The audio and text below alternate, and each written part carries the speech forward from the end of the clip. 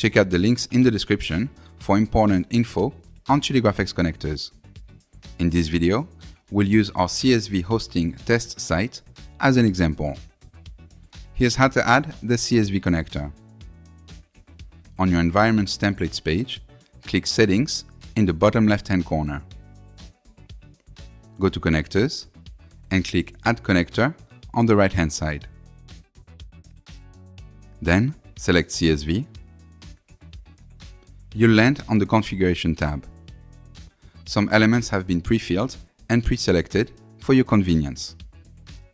Under Proxy Settings, you'll need to enter your domain. This is where your CSV files are hosted online. Go to your site and in the address bar, select the domain after the double slash. In this case, tcob.space. Go back to the Configuration tab. We're going to add an asterisk at the beginning as a wildcard, so the connector automatically covers your main domain and any of its subdomains. Now, paste the domain you just copied. For this connector, there is no authentication required.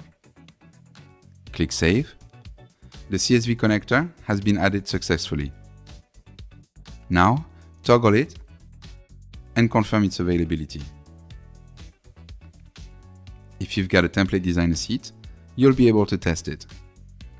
Go to your template, open the Resources panel, click Output Data Source, and at the top, select CSV. Under Configuration Options, ensure Set Value is selected. In the text box, paste your CSV file's URL.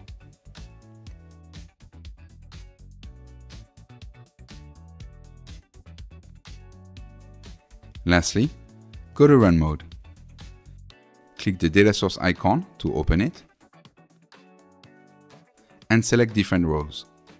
You'll see changes appear on your canvas.